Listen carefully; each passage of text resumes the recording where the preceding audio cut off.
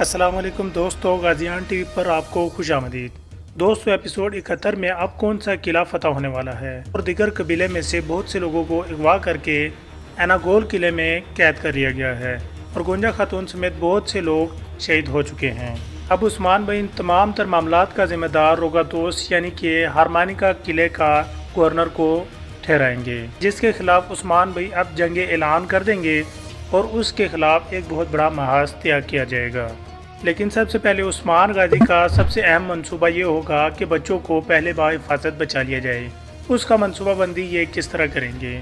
ہمارے اندازے کے مطابق عثمان غازی کا کوئی جانباز سپاہی اس قلعے میں داخل ہوگا جو عثمان غازی کی مدد کے ساتھ اندر جائیں گے اور بچوں کو بحفاظت بچا لیں گے۔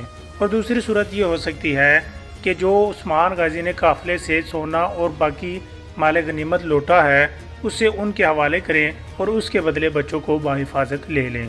آپ کے ذہن میں کون سا طریقہ آیا ہے وہ ہمیں کمنٹ کر کے ضرور بتائیے گا۔